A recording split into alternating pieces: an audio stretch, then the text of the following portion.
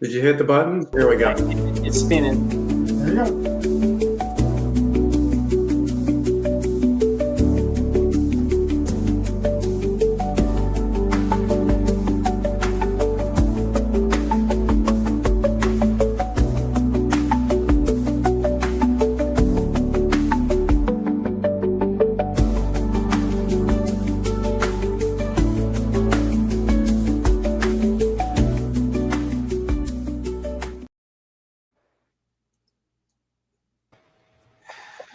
Good afternoon, good evening, or good morning, depending on where you are on the planet. And we do have some folks, I think, that might be joining us from Australia, so it is tomorrow morning for you. But we are delighted to have you here with our live webinar this afternoon. And on behalf of the Heavens Video production team, I'd like to welcome you to today's webinar. I'm Dr. D. I'll be your moderator and hostess. Mostly, I'm just going to try to keep the rest of them somewhat organized. But we're really delighted to have you. And our session today is going to discuss some of the successes and maybe some of the stresses that we feel around the time of family gatherings or holidays. Just a little bit of housekeeping. We will be recording this session, and it will be part of the enduring materials for both CDH and TGH. We feel that there's going to be a value for this. We all kind of get into some slump and some challenges during holidays, and I think folks are going to want to see this sometime into the future. We also will appreciate your participation today. And you will be able to offer your comments from the YouTube site. There are a couple of new features that have been instituted here with StreamYard. We're not exactly sure that all of them are working. If we mess something up, we will apologize ahead of time. If we don't find your comments, we'll tell you how to do that through another mechanism. Also, if you are on a cellular or tablet device, your best experience is going to be, of course, through the YouTube site. We think that there's going to be some improvements in your particular video experience. All right, let me offer just another couple of comments. We have three just wonderful panelists this evening, but we did offer several other invitations for members to join us. But we got a bunch of no's. And the thing that we heard the most was, yeah, there's some time constraints, but mostly we heard that there were family constraints and limitations and fear of reprisal. Some things that we all pretty much experience. So that really is why we picked this particular time of the day and week to present this session because of those very limitations of the folks here.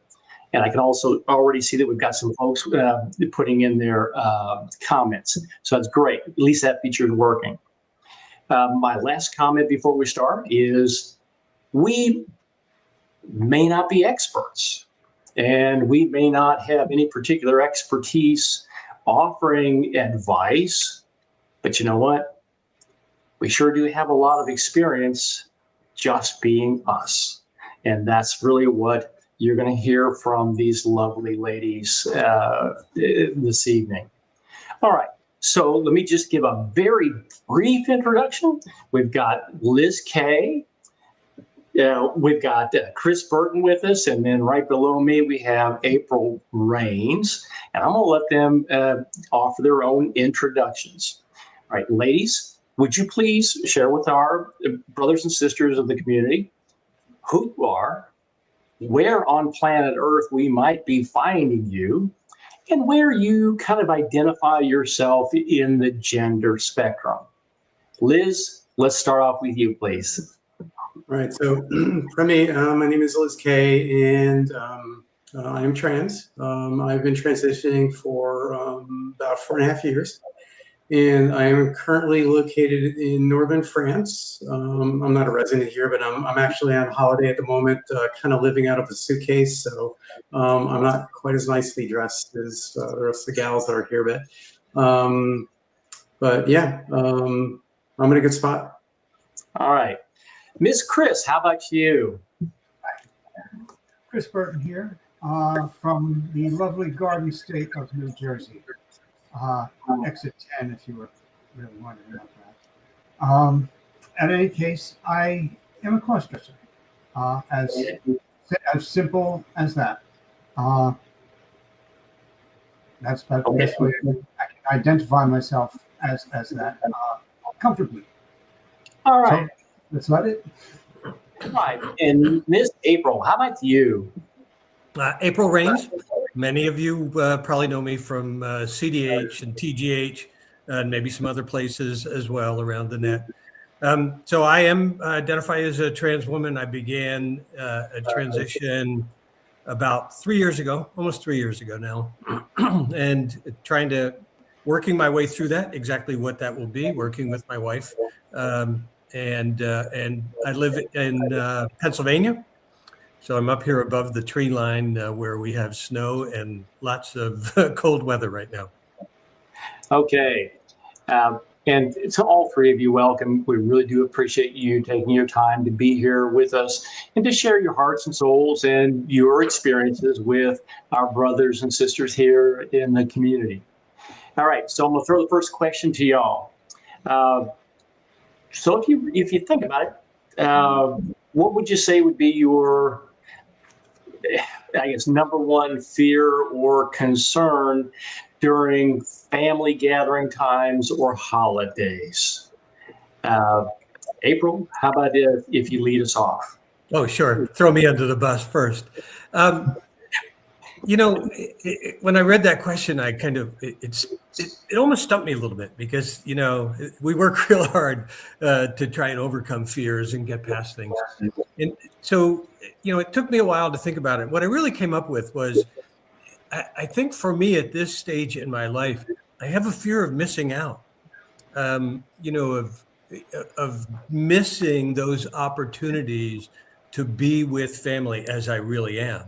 And those times I didn't say in my introduction, but I'm in that transition period. I'm beginning the social transition process out with family, not out with some friends, not out totally. And so I kind of bounce back and forth at times. I will bounce back into kind of a form androgynous look.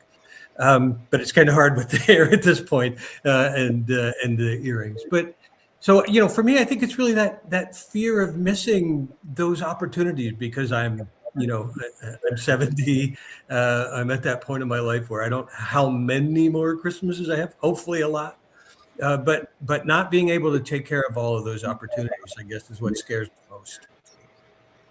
Okay. And Chris, what would you say that would be for you? Well, in a lot of ways, I feel like I'm in a really good place. And I always find that, at least from the discussions that I've had with other persons, other cross-dressing persons, I feel I'm kind of one of the lucky ones. I've been married it'll be 45 years in June. And I think I could say that in those 45 years, we've had a lot of challenges and things that really had to deal with, and a lot of tough stuff. But my being a cross-dresser has not been one of them. I only really began to cross-dress actively about 4 years ago or so, and not much has changed. So in terms of concerns with family and everything like that, I can't really say there's anything that really concerns me. There are some things that I have to be aware of, because even though my wife has been very accepting and even a very accepted person. There still are some things that I need to be aware of, whether it be the holidays or any other day too. Uh, just things to keep in mind. We have two sons. Both are adult. One is 40, the other's 38. But they come over a lot. They still live in the area, and they're liable to catch me at any particular time. Hasn't happened yet, but it's going to. They don't know, but eventually they are going to. I actually wrote an article about that about 2 years ago, and that had a big discussion with my wife. We'll probably get into that a little bit more as we go on. But in terms of concerns, like I said, it's not a fear, but it's something that I have to be aware of at all times.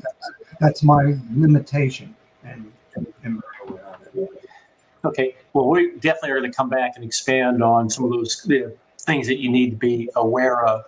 All right, Liz, how about you?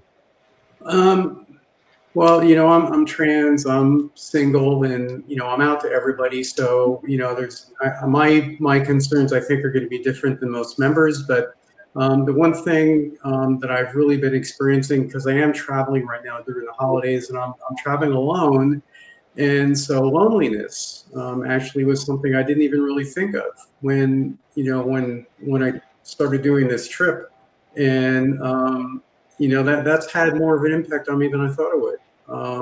Really, it's being alone. I mean, I've always liked the holidays a lot. I've been fortunate that some people struggle during the holidays. They become depressed. I was not that person, and I like being around people, and I don't really know anyone. I mean, I'm in northern France. The closest person that I know lives several hundred miles away in the UK, and so I'm thinking about that quite a bit on this trip. But I'm gonna do the trip. It is what it is. I paid the money, so here I am.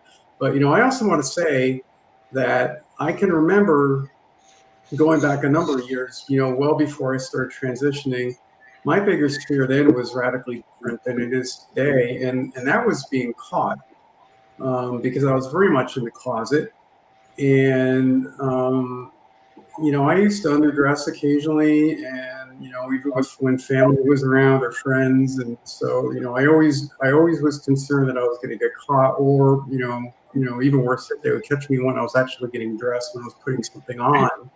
Somebody would just barge into the room, and fortunately, that never happened to me during the holidays, during any family gatherings or anything like that. But there were other occasions when I did get caught, and so generally speaking, it was a negative experience every time. So anyhow, I mean, I'm happy to be in the place that I'm in right now. Worrying about being lonely is, from my perspective, a pretty good place to be. Overall, I mean, I'm doing pretty well in my life at this point. Okay. So happy holidays. Okay. So, we've all been in different places at different times. We've all been somewhere along the spectrum of our dressing, our transition, etc. But when you think about who you are, what you are, and when you are, what are your general feelings around the times when you're going to have family gatherings or during the holidays? And, Liz, you just said, currently you're in a really good place, but maybe we always haven't been. No. Do y'all have some thoughts about your history of your feelings during family time and holidays? Who wants to try? All right, go ahead, Ms. April. I'll go first. I'm at that point now where the vast majority of my family knows. Not all have seen me necessarily this way, but they all know that I am transitional. So I'm not worried about that at this point. I am who I am, and I don't mind representing. But there were those times where I could not write, and it wasn't all that long ago. I really didn't start coming out to family until this this past summer, when I began hormone therapy, because I know there were things that were going to come along that I couldn't hide so easily, right? At least I assumed that was going to happen.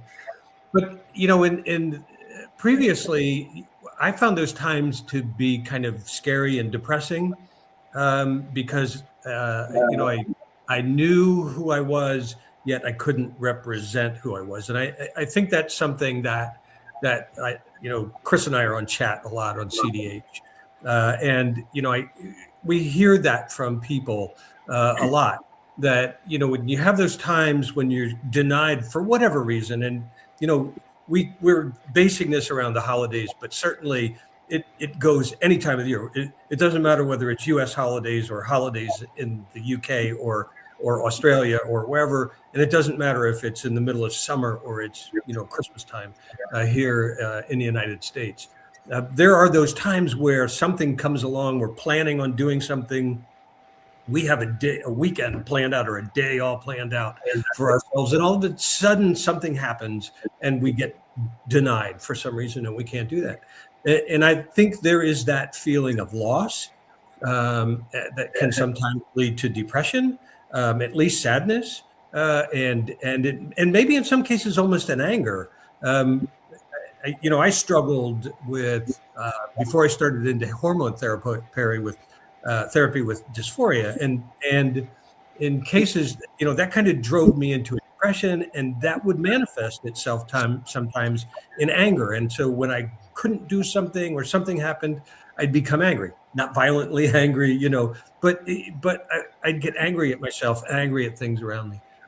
So I think as we look around at the holidays, at family coming over, and all of a sudden we have to not do something.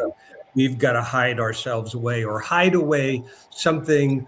If you just enjoy cross-dressing for the pure pleasure of it, all of a sudden when you can't do it, then maybe that's a loss that you feel. And even if it's for a weekend or a week or a month because your son's coming home from college, those are emotions that we all feel, that we feel as loss, and sometimes those can lead to depression and to other things too. And so I think just understanding that it's normal, that it happens to all of us.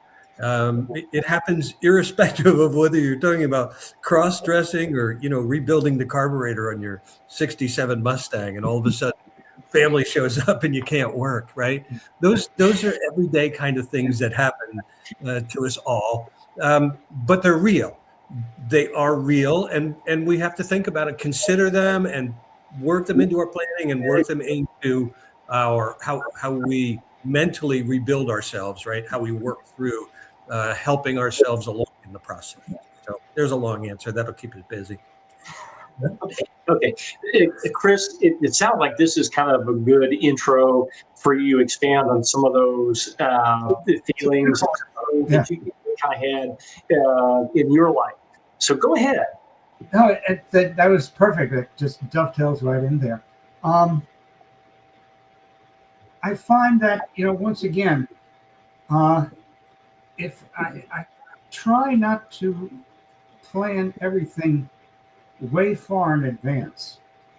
If I do, I always leave with the caveat of saying, okay, February something, whatever it is, to do a get together. Sounds great, right? I'm there. But you got to remember that things can change, and I might have to, bail out for one reason or another. So, let's contact again a day or two beforehand and see where we are with this. I'm glad to know that other people feel this, and it happens to other people too. And it's a normal thing to happen, because one of the things I really don't like doing is making plans and then having to break the plans with other people and leave them hanging. That's something in my mind too. In terms of family, once again, that is still very much a priority in my mind. So if something is happening with that's where I go. And I know I'm always going to be going in that direction. And I just hope everybody understands that. Okay. And Liz, how about you? Like I said before, the experience that I'm having now is radically different than what I had in the past. I mean, I'm really just in a good place right now.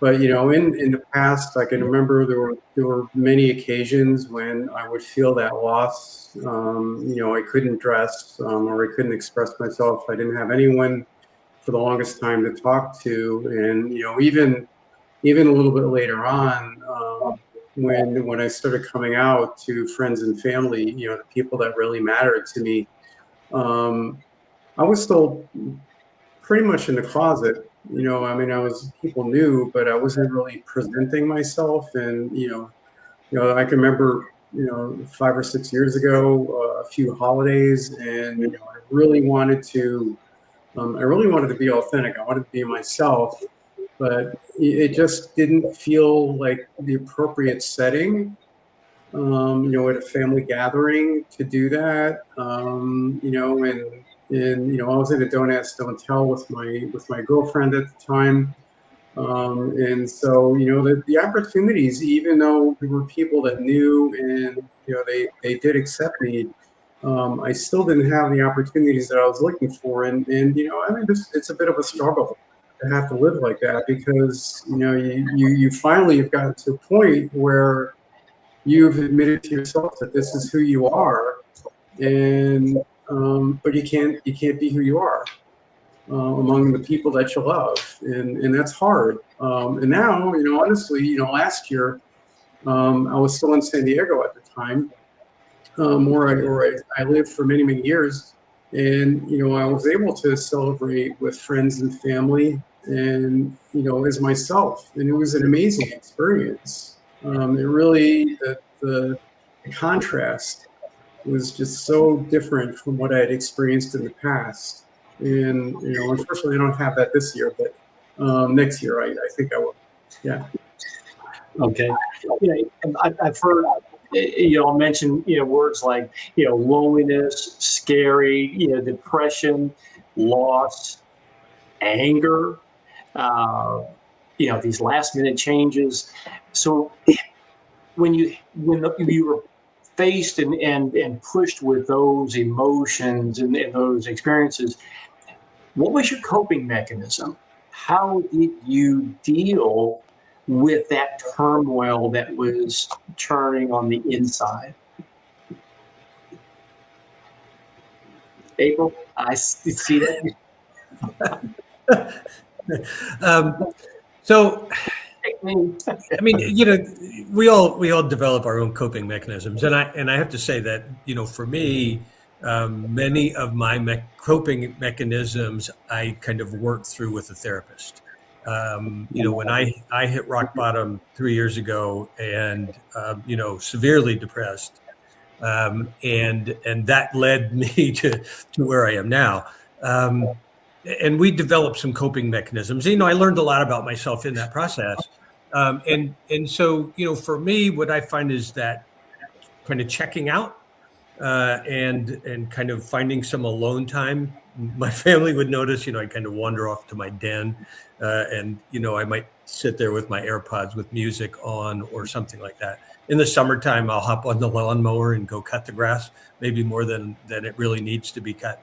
So I found that kind of disengaging was a way for me to kind of regain my mental equilibrium and kind of push back on those things that I thought were losses. I also found that, that kind of that forward planning helped me. It's like, okay, well, I don't have this week. Something came up, but next week, I'm going to have this time, and maybe I can't do it all, but here are kind of some plans that I have, and I would mentally kind of work my way through that to help kind of offset, some of the disappointment and frustration and those things that we felt. For me, underdressing became kind of a way of life, and a very important part of the beginning of my transition, because that gave me that kind of real touch, real feel of the femininity that I felt I was missing. And so, those, I guess, are some of the major things that have helped me especially in the past few years. It's become easier over time, obviously. Yeah, Chris, how about you? In terms of coping mechanisms, you're looking at it. I've, again, just to go back and talk about my own particular situation, and you mentioned therapy a few minutes ago. I've been in and out of therapy my entire life, and really not getting too far as it happened. I guess it was depression. Anger management certainly was a problem, and the tendency to become actually rather reclusive Sure. around people. I was and always have been very much a loner. I am perfectly fine being by myself. I'm okay with it. Nevertheless, there was something in my inner self that was missing, and all of the therapists that I went to all identified it. It was just a matter of finding out what it was and where it was. So when I began to cross-dress, and with the almost euphoric feelings I got from doing it, I realized that this may well have been the thing that was missing, and helps me to I'm going to say helps me to make up for so many of the things that I've missed out through my life because of that reclusive nature. I now am much more friendly with others within our group than I have been with anyone before. And just the very fact that I'm here doing this today is something that a couple of years ago I never would even fine, I'm not going to do that. But here, I was looking forward to doing this. So again, my coping mechanism, this is it.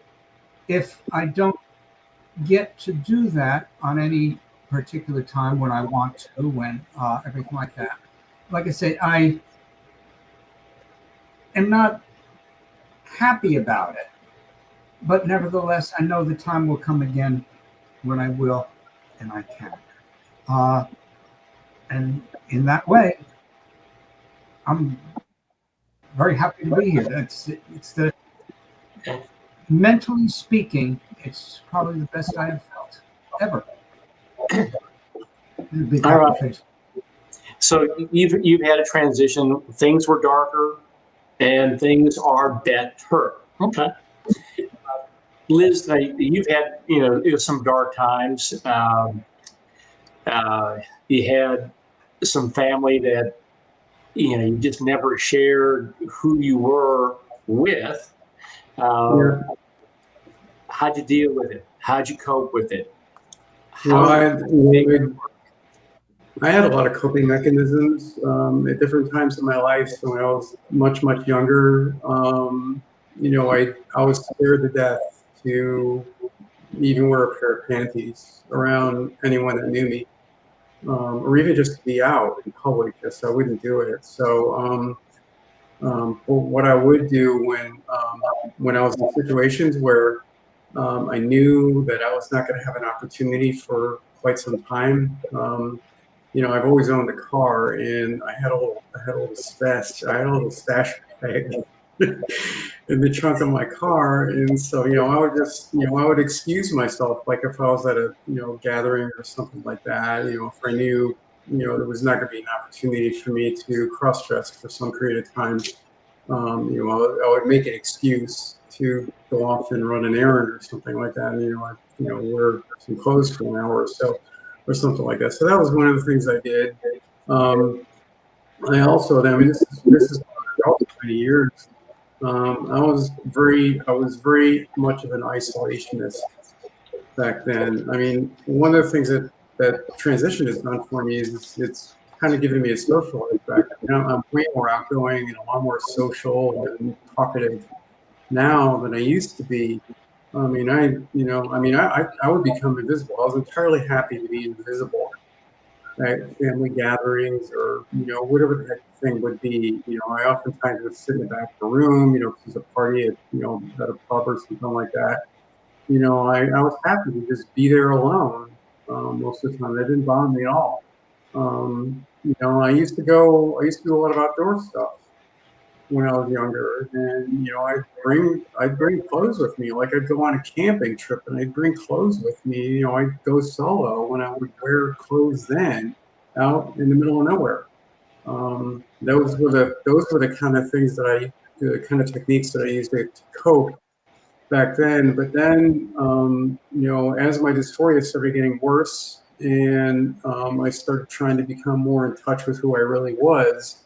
And the needs became greater, but the opportunities were still fleeting, or in some situations, especially several years when I was married. My wife at the time was extremely unaccepting. Um, I turned to a bottle. I mean, I hate to admit it, but I did develop a bit of a drinking problem for a few years, and I got that all sorted out in therapy, fortunately. But that was a pretty dark time. And you did mention something about family. Um, every single person that is important to me in my life, and even pretty much all the ones that aren't, really just like acquaintances. I mean, everybody knows at this point. I mean, I'm fully out to everybody, but there's one person that I never did come out to, and that was my father. Because he was old, he's in his 90s and very set in his ways and in failing health. And I knew he didn't have a lot of time left on planet Earth. And, I knew he would never be able to accept a daughter. And so I never told him. And he passed away quite a few months ago, but it wasn't a big surprise or anything. Me and my sister, fully expected this was going to happen. And it was a relief for all of us when he did pass. But I never came out to him, and it amazes me that he never connected the dots. Or maybe he did connect the dots, and I just he never said anything to me about it. But I was almost 4 years in the transition when he passed, and how he wouldn't have noticed. Because, it was like I got pierced ears, I paint my nails, I got really long hair, I have a chest, and all sorts of other curves and everything. And You're the son from California, okay? yeah, but I never came out to him, and he never said anything to me about it. And in some ways, that kind of was. That's something I'm going to have to carry with me for the rest of my life. I mean, I wanted to come out to him, but I knew that I couldn't do it because it would break him, and it was hard for me to come to terms with that. And I still think about it a lot. And what's done is done. So Okay. That's how I dealt with it. Okay. Universally, you all brought up, those same kinds of words about isolation, the loneliness, the invisibility. If you take yourself back to that time and those feelings, could you have ever thought that you'd be where you are today? Okay, I'm gonna jump on that one, right? Oh no. Absolutely not. If you had said to me, if somebody with a crystal ball had said to me 10 years ago, this is where you're going to be in 2025, you're going to be living as a female full time, and you're going to be transitioning and looking at scheduling surgeries and things like that, I would have said you are absolutely crazy. There's no way that's going to happen. It seemed inconceivable to me that I would have the life that I have today, honestly. But when you hit bottom and you're going to do two things, okay? You're going to live miserably for the rest of your life, or worse. We're going to do something about it. And I decided to do something about it. Fortunately, it's worked out really, really well for me. So there. Okay. Chris, I can see some those wheels turning in your mind. But you? I don't think that I would have suspected that I would be here many years ago. I know that unlike a lot of people across this, I did not have any cross-dressing experiences either as a teenager or as a child or anything at all. The notion I didn't even think of it. It didn't come up. In fact, it wasn't until I was 69 and my wife had to leave town for a couple of days that I even gave it a decent try. If you had asked me then, 5 years ago, if I thought I would be here at that point, I would have said, yeah, I hope so. But back when I was younger, like I said, the thought didn't even cross my mind. So I couldn't have conceived it because I didn't even consider it. Thought wasn't even there. It's just not in your realm of possibilities. It wasn't in my realm of anything, experience or anything at all. If someone had mentioned it to me, I might have gotten interested, but no one ever did. Okay. April, dear, how about you? I'm in the hell no category here as well. And, I mean, you hear the ladies on the panel know my background. I'm a retired Army officer. This was not anything that I could have ever considered. In fact, it was the opposite. I denied, I suppressed, I tried to kill every thought. And in fact, originally when I selected my name as April, it was a negative connotation. It was based on, April floods. It was destructive. It destroyed lives. And because I kind of felt like if I could put a name on it, I could kill it. And that's what I tried to do. So, it wasn't, 3 years. I'm 3 years since that big breakdown, just about January 1st. My wife asked me what's wrong, and it just all came out at that point. So no, I would have never thought that. And even, 3 years ago, I wouldn't have thought that I'd be where I am. I worked, my wife and I have worked very hard. We're now married 51 years. And so, it's been a hard process. Certainly it's been hard for my wife. And as well for me too, but it's been joyful, and and the longer I've been at it, I finally made that decision. My wife and I decided that it was time to start hormone therapy, and that's just kind of changed my aspect. But there is no way that I would have ever pictured myself here 3 years ago. And, and maybe even two, to be where I am sitting here right now and how I feel and everything. I do want to kind of go back real quickly, though, and just, we talked about loneliness, isolation. Chris today on chat this morning when we were there, Chris and I are there a lot early mornings, 6:30, 5 sometimes. And some of the ladies were talking about that loneliness, that isolation, not having anyone around for the holidays.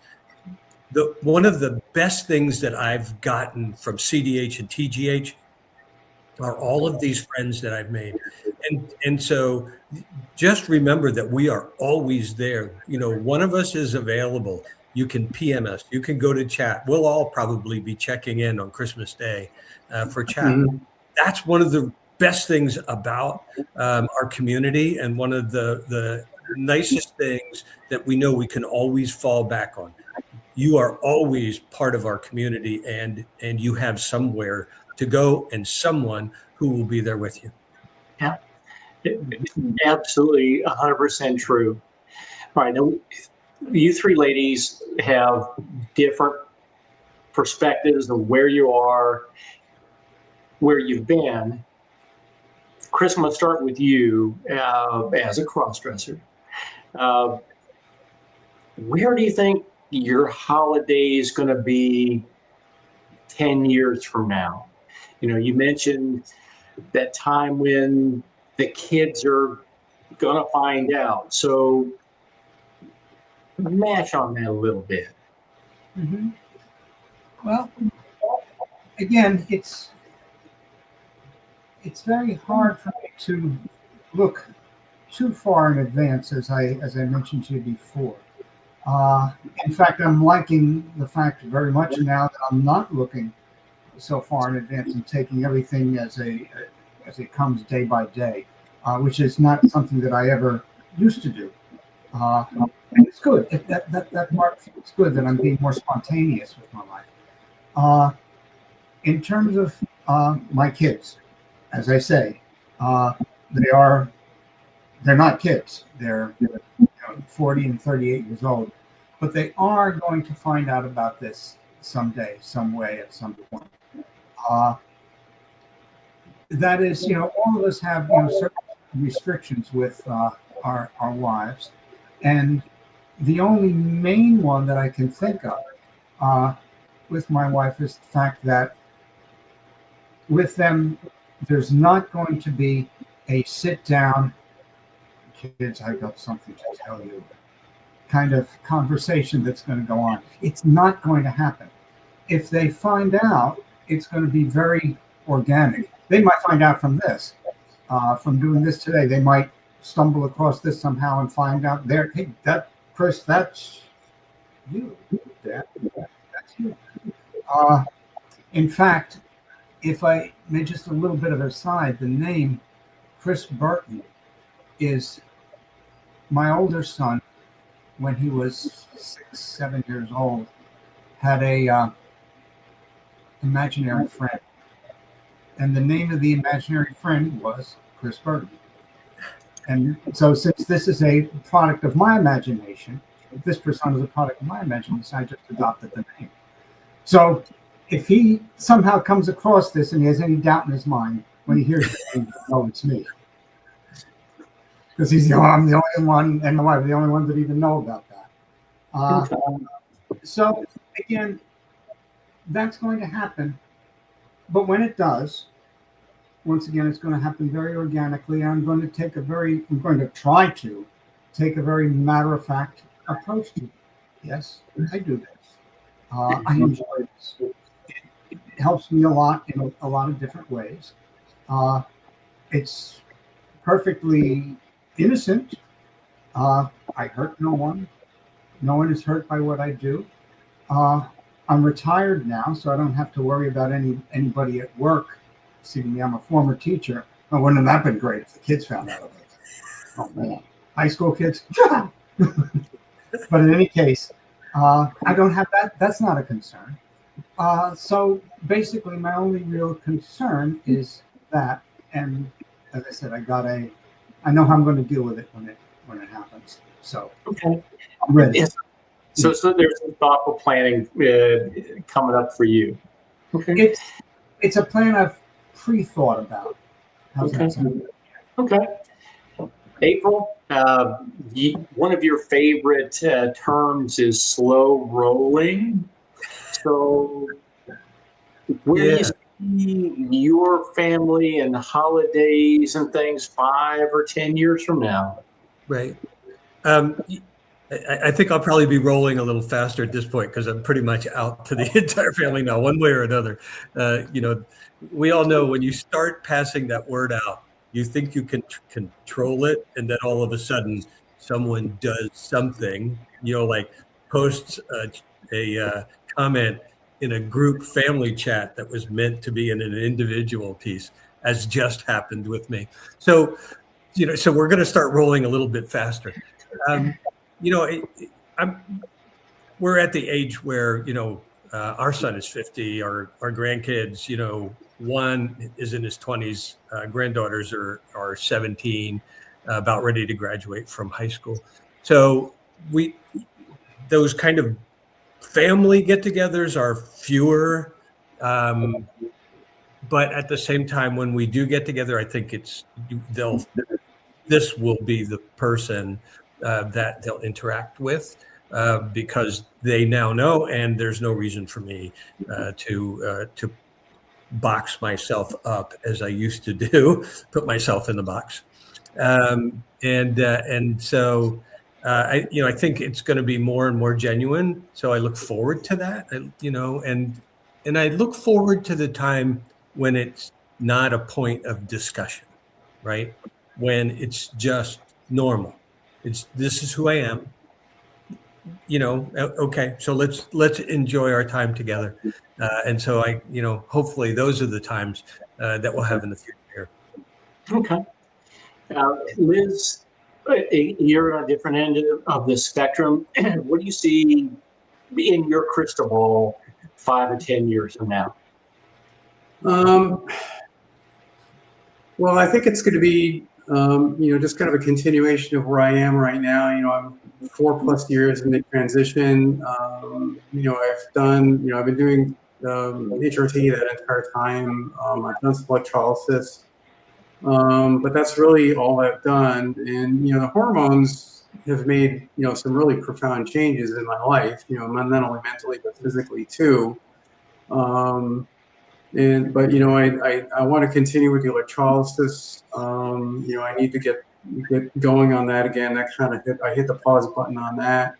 And I am as certain as I can be that I'm going to do some surgeries. As a matter of fact, I just earlier this week I did some consultations with some mental health professionals in preparation for a surgical consultation. With one of the docs in Europe. So I'm expecting to be doing that in June, and then probably sometime roughly a year from now, doing gender confirmation surgery. That feels like the next step to me. I probably will also get some facial surgery done. Whether or not I'll do anything else beyond that, I'm not sure yet. But those are kind of the two big things, but I expect to have both of those things, wrapped up and out of the way, sometime in the next 2 or so years, 2 to 3 years. So, I mean, really, 5 years from now, assuming I'm, nothing bad happens, I'm still on the planet, I'll just be, living my life as Liz, like I have been, for the last few years. And, I'm hoping I'm still traveling all over the planet. And visiting with friends that I have scattered all over the place, and just kind of enjoying the life that I have. I mean, I'm retired now, so I can kind of do what I want. So it's really, I'm really in a pretty good spot right now. So, but nobody's got a crystal ball, so you never know what's going to happen. When you get back to the UK, you need to make sure that you have a comfortable mattress. So when I come to visit, you're not going to try to get me out in the day. Yeah. All right. Yeah. Chris. I can agree with that. Yes, we will make sure that your accommodations are quite adequate. Okay. Chris, you had some comments yesterday when we had a chance to chat. If I could ask you, just for your advice to our community, what would you say would be the secret sauce of how to live with yourself, cope with the world, and just deal with the things that are out there?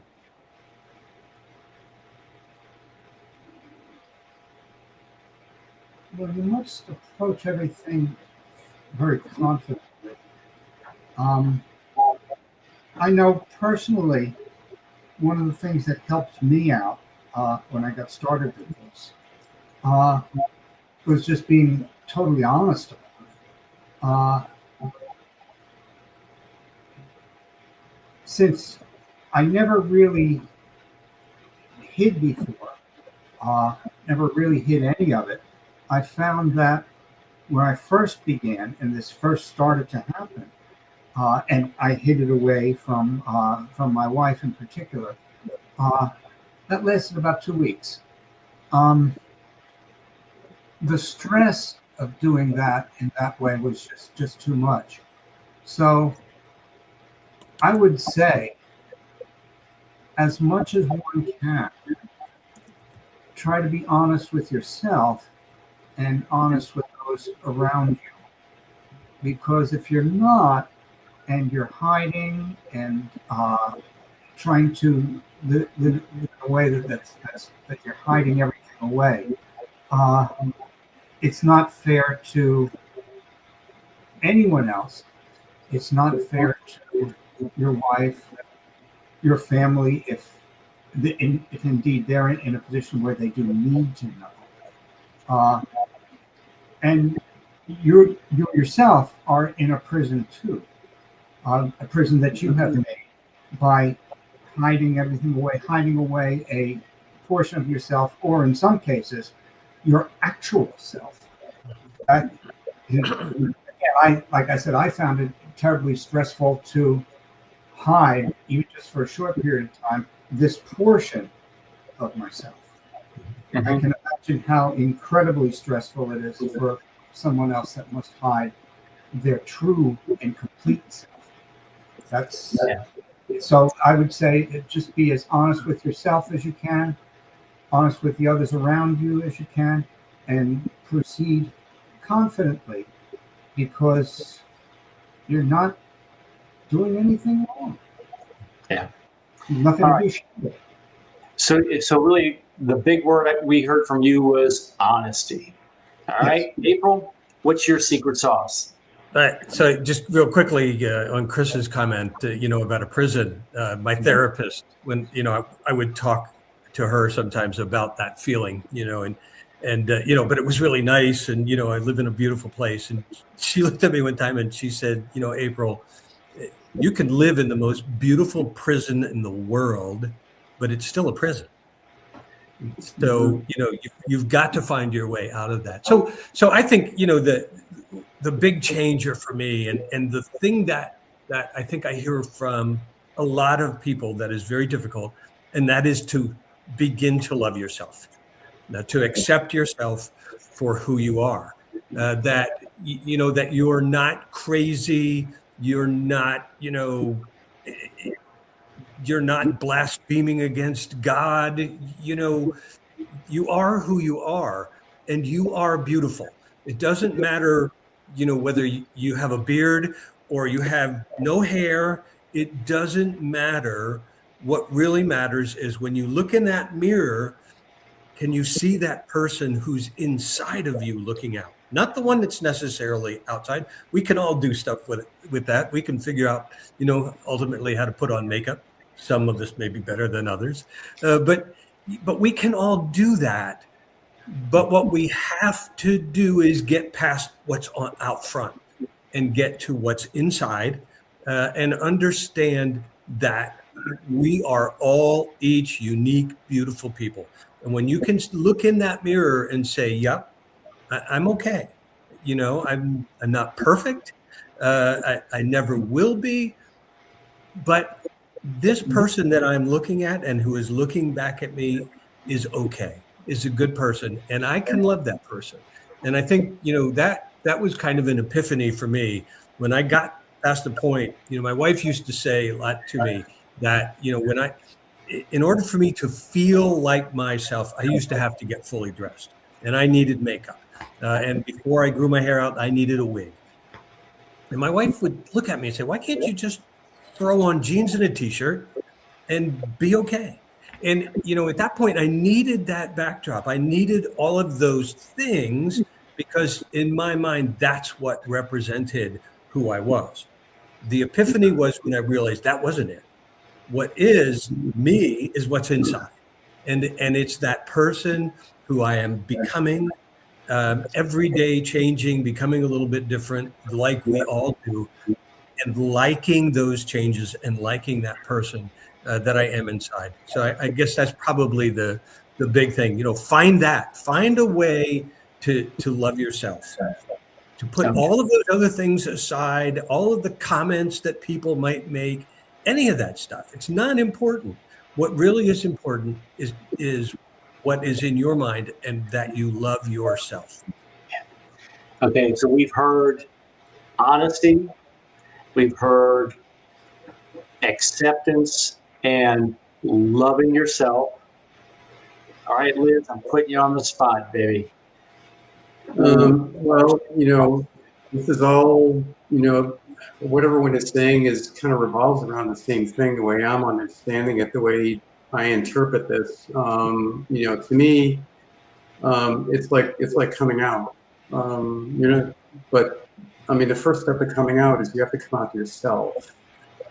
Before you can come out to anybody else, you have to come out to yourself. You have to admit who you are. You have to accept who you are. And you have to learn to love yourself. I mean, really, you have to give yourself that grace.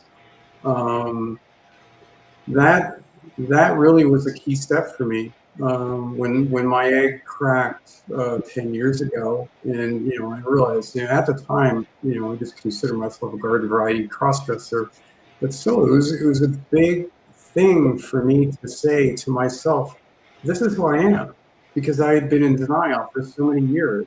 I mean, for decades, I've been in denial for decades, and I tried to not be who I was. And ultimately, I realized that I just wasn't cutting it as a guy. And I had to, let the girl that's inside out and be her. So that was the first step for me. Is like I had to out myself, and then I started coming out to other people. But having done this for a while now, the thing that has really struck me is authenticity. Is just being authentic, being who I am. I don't hide. I hate hiding. Hiding is an ugly word to me. It's one of the worst things that I could do at this point is to hide. I could never imagine going back into the closet. It would just be I couldn't do it. It would kill me. I mean, it wouldn't literally kill me physically, but I mean, it would the person I am. I just couldn't imagine denying who I am at this point. Um, So I think that authenticity is really making a big difference for me.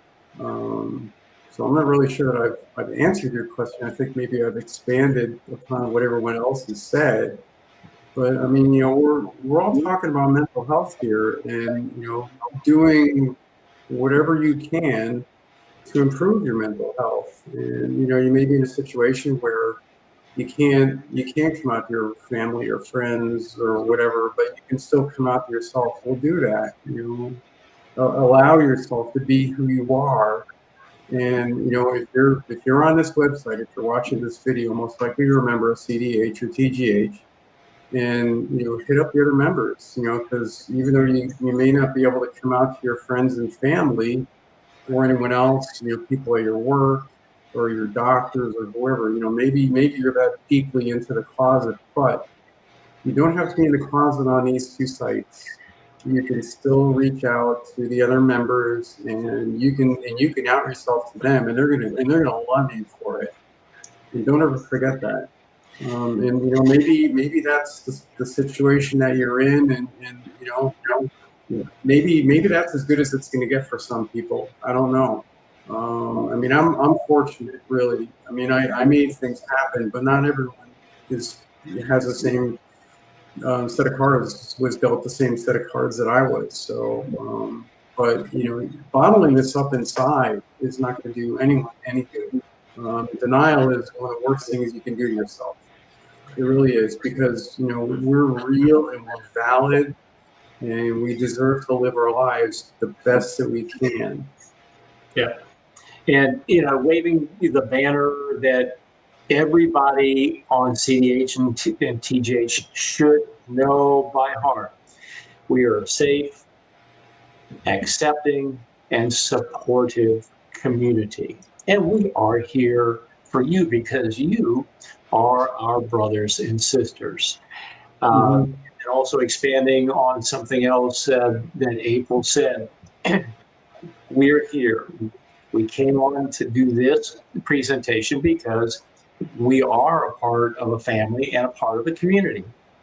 and we're going to be there. And you better believe we're going to be looking in on you during Christmas Eve, Christmas Day, Hanukkah, New Year's, all those important things.